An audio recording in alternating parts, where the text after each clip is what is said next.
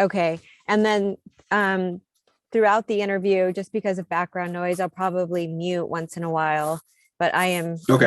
I'm listening to you. Okay. And we have a dog right next to us too. So if he barks, I apologize. No Um, worries.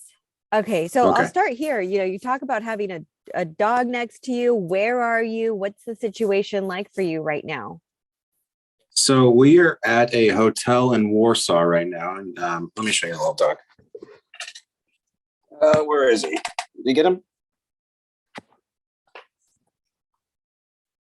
I don't know if you can see him or not. I tried. His name is Rocky. So he has actually been the one of the bigger issues with this whole mess is Ukraine is a high rabies country, and so we've had to go through a lot of process to get him his visa out of the country and into the U.S.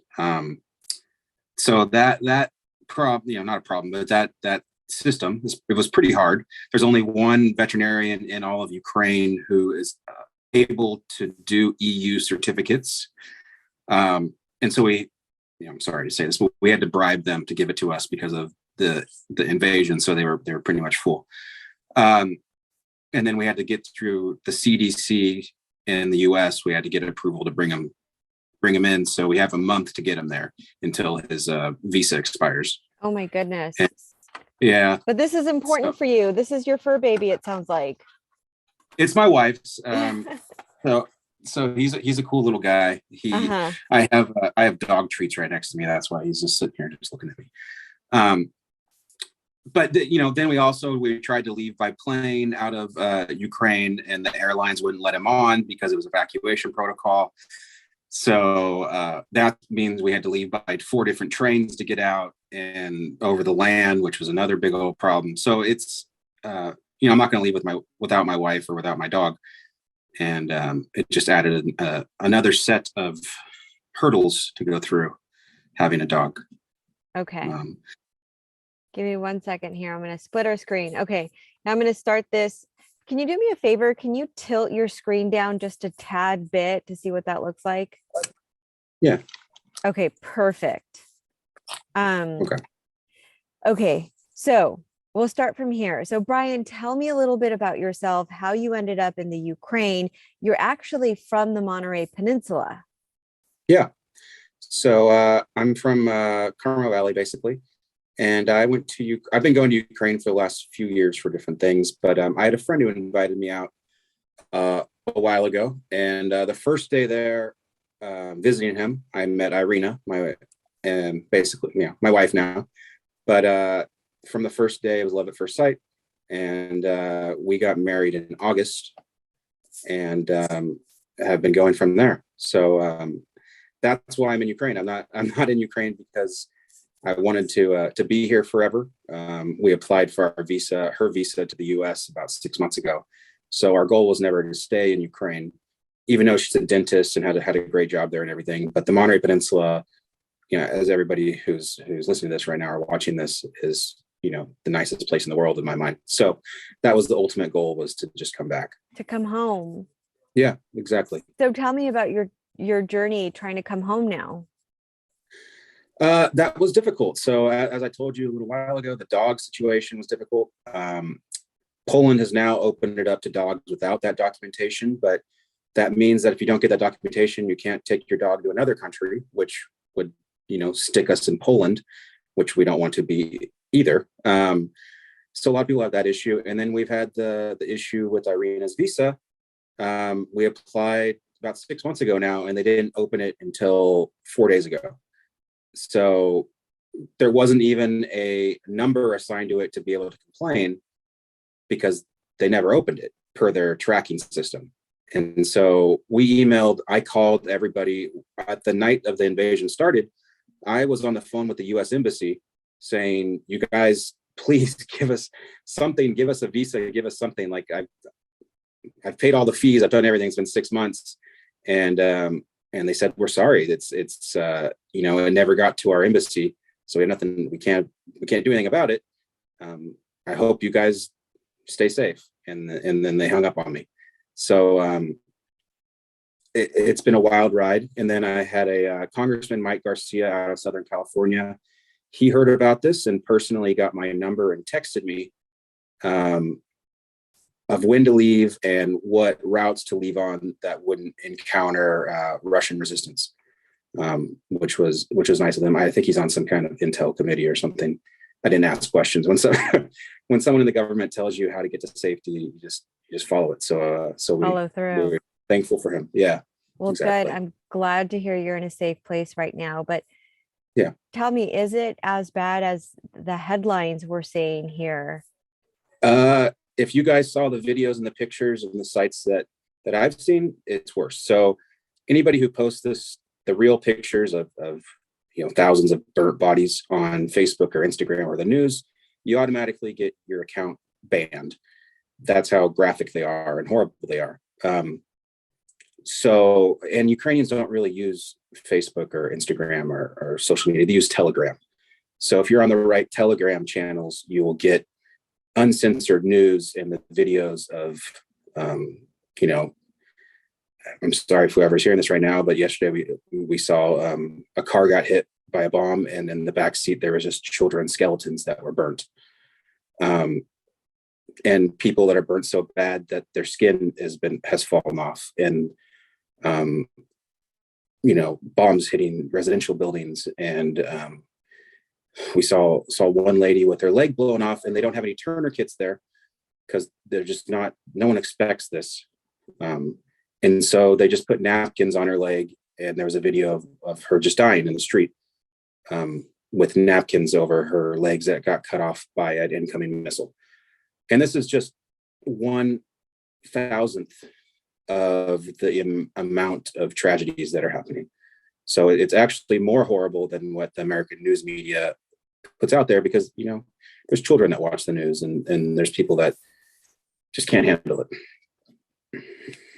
So I'm getting teary. You mentioned the children. It's like, your heart breaks.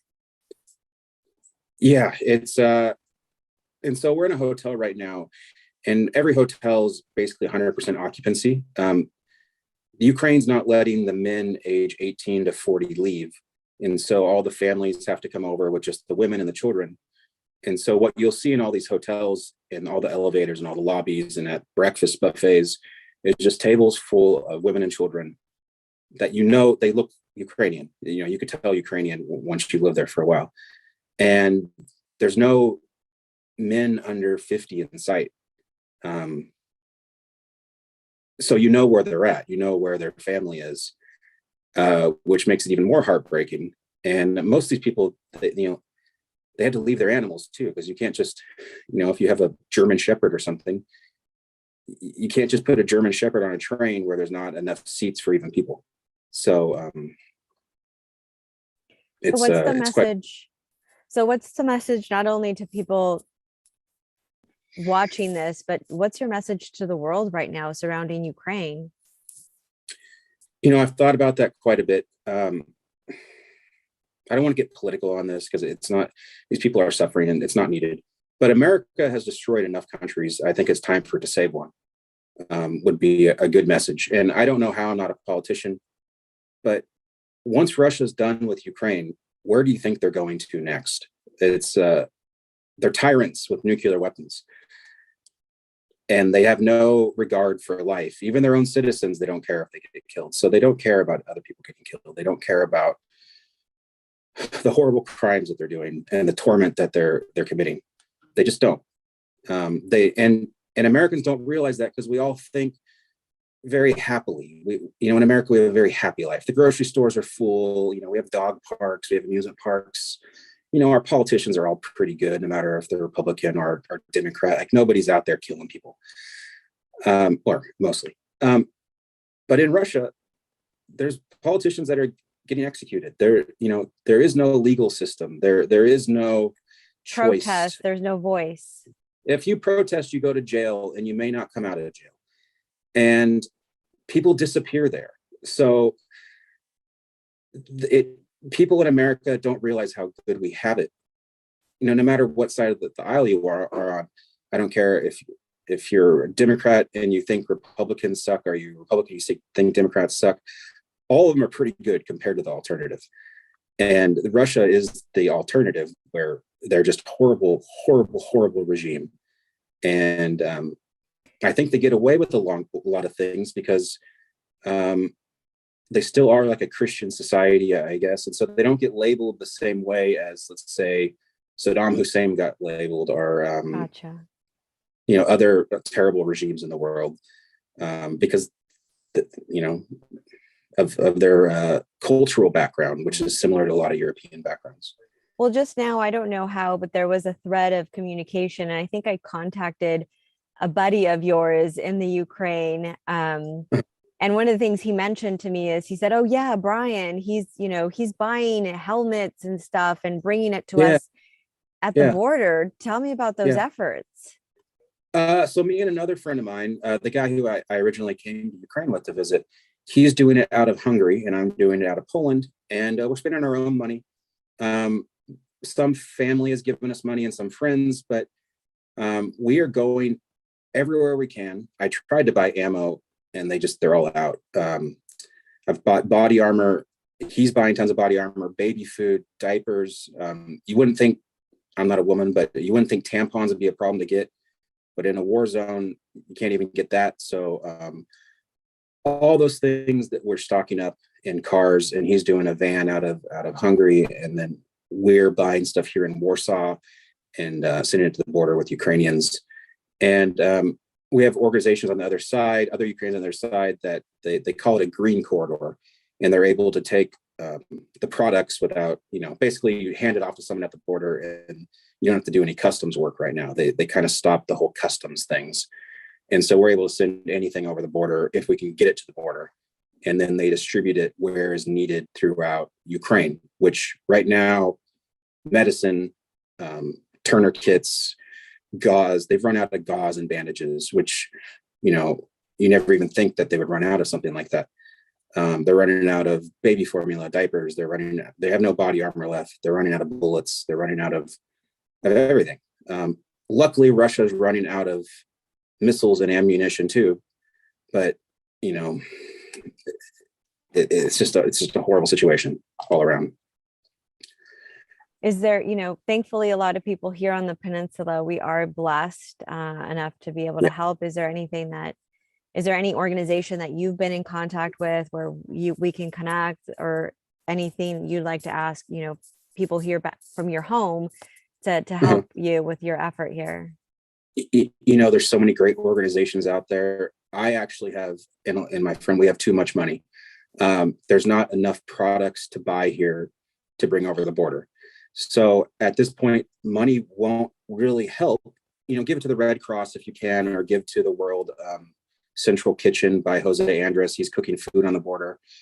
But I will send you there's an address of, basically the Postal Service of Ukraine has a mailbox in New Jersey. And if you send them medical products, they will send it to free over to Ukraine and give it to whoever needs it. And so I think if anybody has, who cares if it's expired? They have old, unopened, like gauze packages or bandages or braces or splints or anything in their house. It doesn't matter if it's expired or not. These people, they need it. If it's unopened, I'll give you the address in New Jersey. And if they send it to there, then they'll ship it over to Ukraine for free and donate to the people that actually need it. I think that'd be the best solution. Okay, Brian. Well, thank you. Best of luck to you and your wife. And, we hope for a speedy and safe return to the US. I appreciate it a lot. Thank you, Veronica. Okay. And then we'll exchange. I'll send you my email information. We'll get that information out to the public. Yeah, I'll send that to you right now. The link to that. It's like basically equivalent to UPS mailboxes, etc. Okay. So. Okay. All right. Well, thank you again. Thank you. Have a good day. You too. Bye-bye.